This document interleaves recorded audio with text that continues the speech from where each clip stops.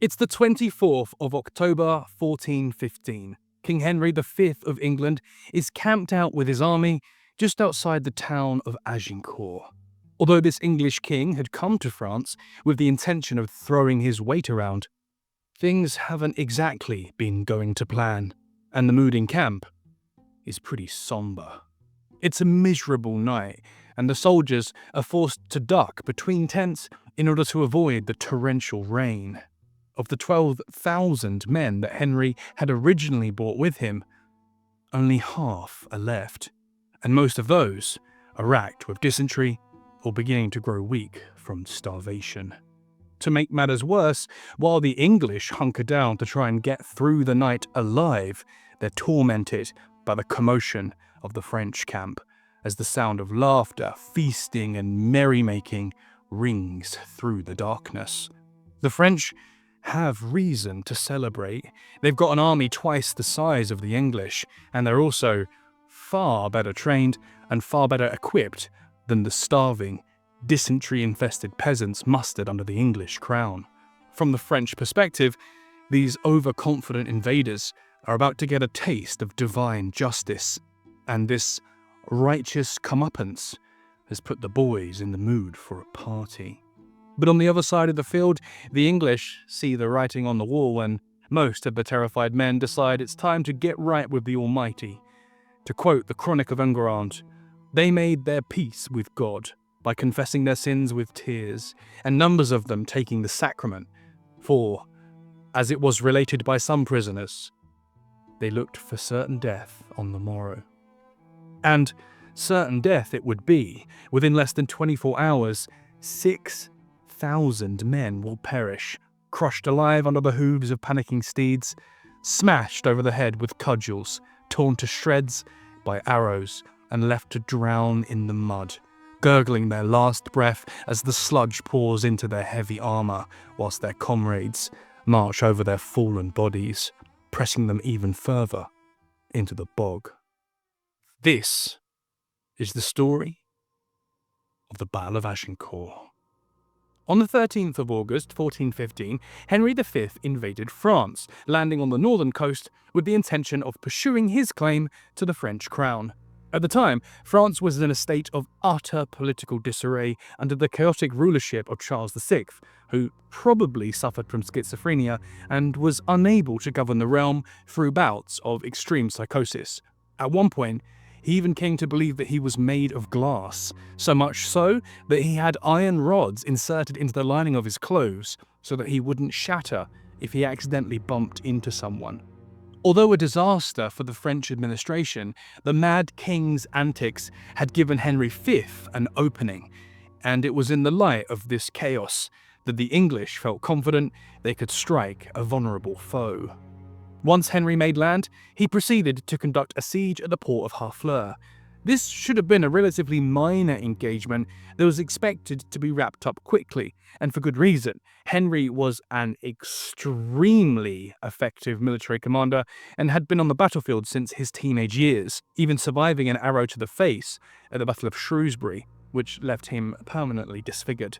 Not only did the English have a tenacious fighter at the helm, but they'd also brought with them 12 cannon with which to smash through the walls of the port city, which was woefully underdefended. Unfortunately for Henry, however, the siege dragged on for nearly 6 weeks, and despite landing in France in the middle of August, Harfleur wouldn't change hands until late September.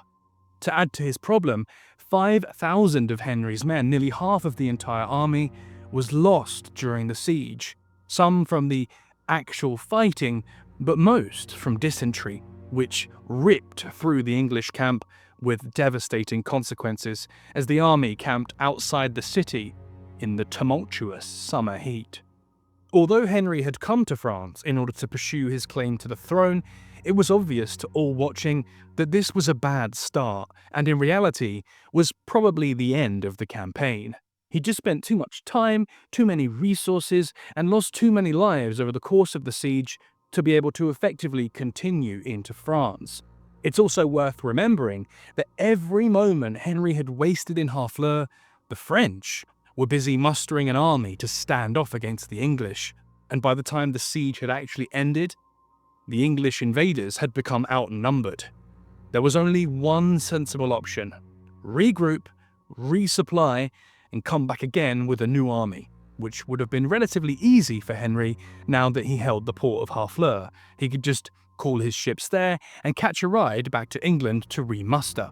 However, politically, this would not look good. Let's remember that Henry was trying to press his claim to the French throne. Even if it was militarily sensible to make a tactical retreat, the message he would be sending was that he was returning home after an entire summer with nothing to show but a single port captured and up to 5,000 men dead. So instead, Henry decides to pull a daring PR stunt, and instead of having his ships collecting from Harfleur, he decides to make a march to Calais, which was another port town that was under English control.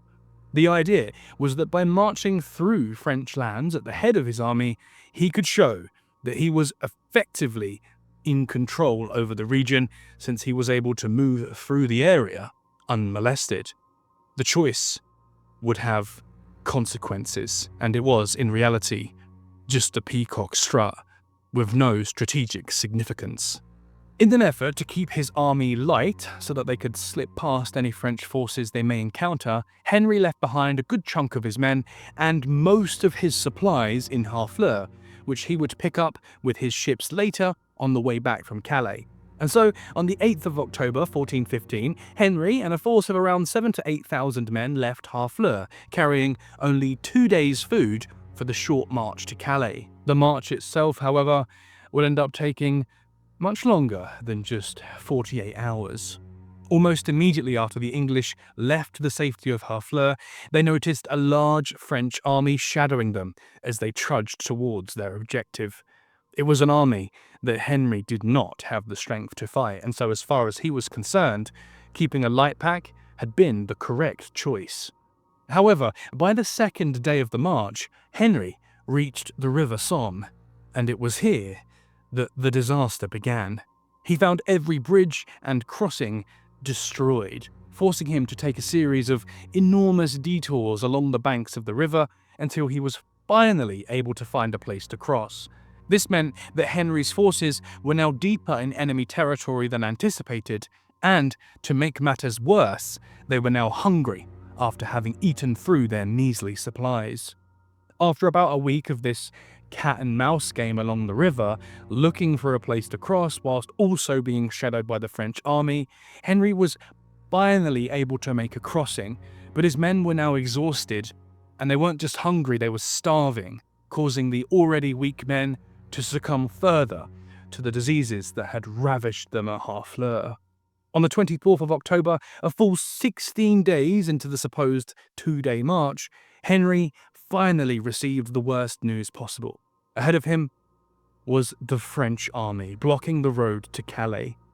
The only way past was now through the enemy army, and they were around twice the size of Henry's. And 90% of the English army that was actually left standing were archers, unarmoured and vulnerable in a pitched battle.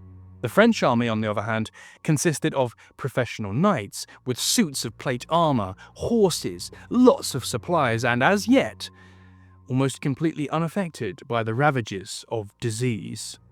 It was an unwinnable prospect, and so we find ourselves back at the beginning of the story on the night of the 24th, with the French camp just outside Agincourt celebrating in anticipation of this great battle ahead, and the English camped not far away downhill, somberly ducking between tents in the rain, uttering their last confessions and preparing for the coming slaughter.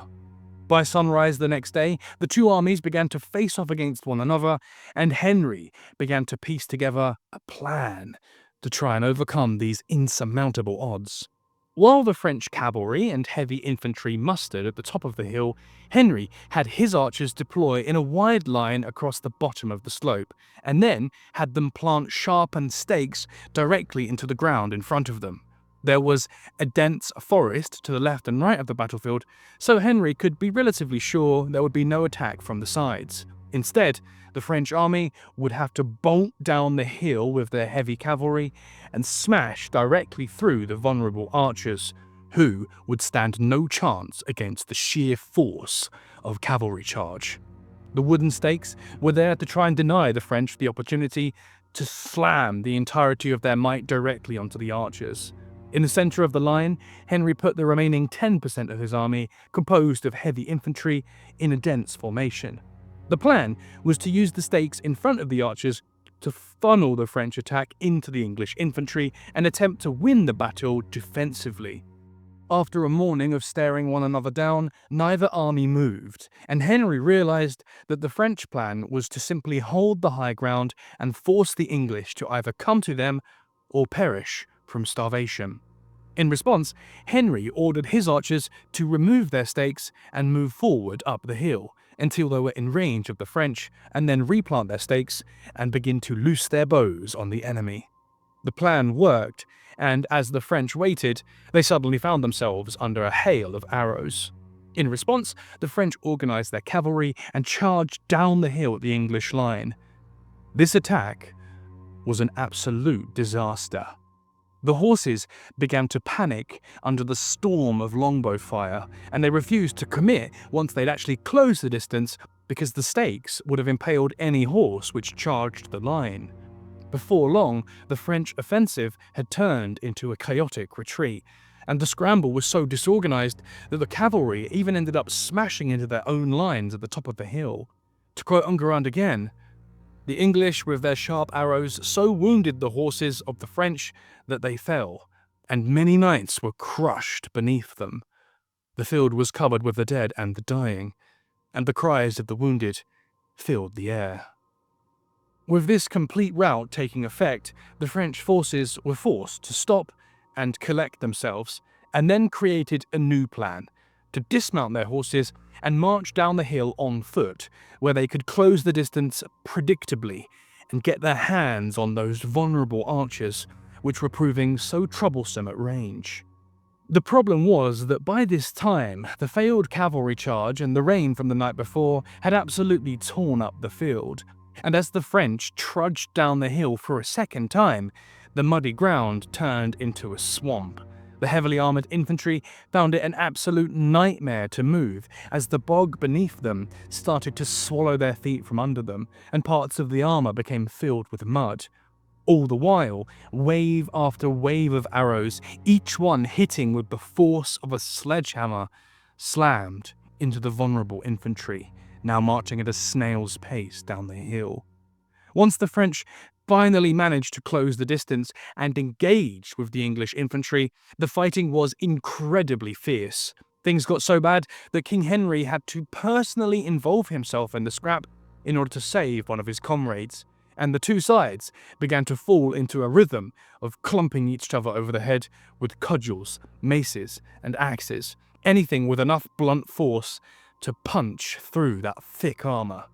Eventually, the French were able to push the English infantry back, and although this should have been a fantastic piece of progress, the retreating English infantry actually created more of a funnel, and the excitement among the French led to a breakdown of coordination. As the men at the back, near the top of the hill, began to slide down into the bog, they ended up pressing into the backs of the men in front. Eventually, those on the front line weren't able to take a step back because the ground was occupied by the soldiers immediately behind. In order to shelter themselves from the punishing arrows, those panicking soldiers on the flanks then grouped closer together. Sliding around in the bog with their heavy armour, the entire French attack turned from a disorganized offensive to a full-blown crush. Soldiers were unable to even lift their arms above their heads as they were pressed by all sides. Those who fell ended up under the boots of their comrades and drowned alive in the mud and the blood. This would have been an absolute field day for the infantry and archers, who now had a defenseless mass of humanity to slam into, arrow after arrow, swing after swing. Before long, the archers even ran out of arrows, at which point they ditched their bows and joined in the melee, closing the crush even further.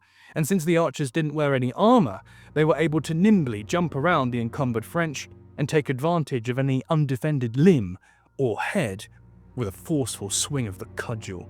To quote the chronicler John de Waverin, "There was seen lying on the field many a noble knight, hacked to pieces, their fine armour pierced, their faces smashed, and the cries of the dying echoed even into the woods." The entire cohort of the French aristocracy were crushed alive under one another, forced to drown face down in the swamp, had limbs shattered by blunt weapons, convex chest plates were caved in by force, leaving the victim inside to suffocate. Horses trampled over both the living and the dead, and before long, the French were left with no option but to surrender to this vastly smaller, vastly under-equipped force. What happens next is a bit of a mystery, but for some reason, although Henry initially accepts the surrender of these men, before the day is over, he orders that they all be slaughtered. Some say that it was in response to the French counterattack on the English rear line. Others argue that the English were terrified that this many prisoners could simply overwhelm their forces, and it was just too risky to leave them alive. It's also been argued that it was a simple scare tactic to force the remaining French to abandon the battle. Either way, the Battle of Agincourt was over, and Henry V emerged as the clear victor. France was now left wide open after the cream of their fighting class had been completely smashed. Entire noble families were wiped out in the male line, and in some regions, an entire generation of landed nobility was annihilated. The English had lost just 600 men to some 6,000 French left dead on the field. It was a tremendous win for Henry, who was able to return to England alive, and was also now strong enough to force the French into some pretty humiliating concessions, meaning that that French crown now seemed in reach for Henry, although he'd never actually be alive to wear it. The Battle of Agincourt remains an immortal tale of military history just for the sheer fact that the English were able to overcome these ridiculous odds. But what we often fail to remember is that thousands of men died screaming in the mud, and in the end, it achieved practically nothing.